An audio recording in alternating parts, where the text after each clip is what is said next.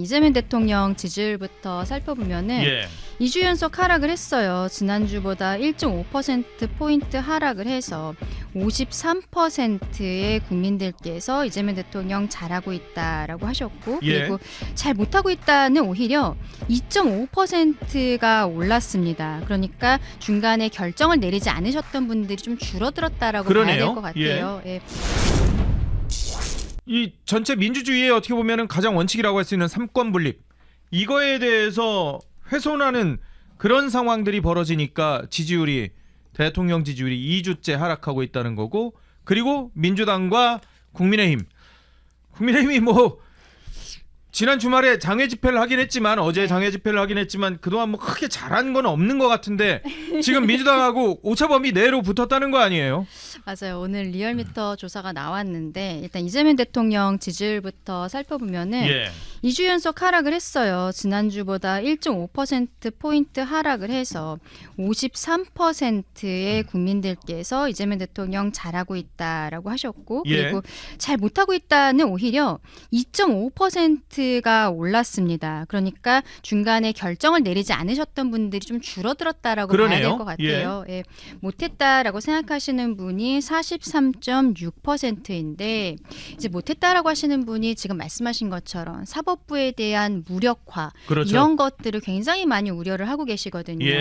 민주당 같은 경우에도 지난주보다 0.1%포인트 내렸는데 역시 같은 이유예요. 지금 대통령실도 조희대 대법원장 사퇴 논란에 대해서 글쎄요, 강유정 대변인 왜 사퇴 안 하고 있는지 저 잘 모르겠는데 원칙적으로 공감한다라는 메시지가 처음에 나왔기 때문에 그다음에 우상호 정무수석이 좀 수습하는 메시지들이 나갔지만 국민들께서는 첫 번째 나온 메시지에 바로 반응하실 수밖에 없는 거거든요.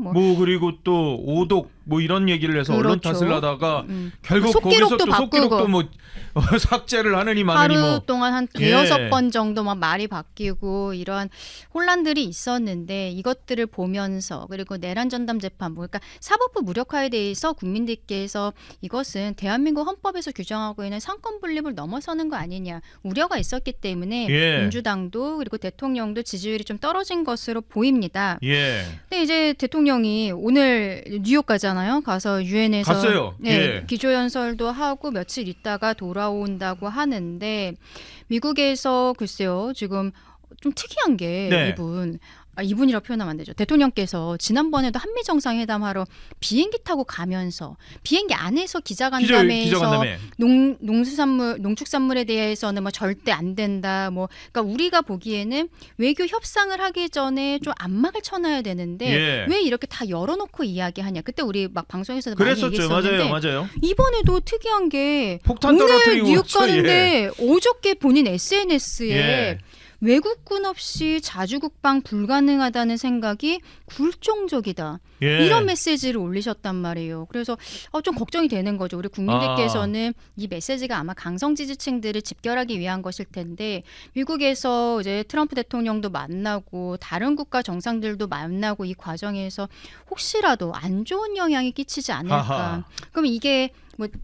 다음 주 월요일 날 리얼미터 또 조사가 나올 건데 어떤 반영이 될지 좀 지켜봐야 될 것 같습니다.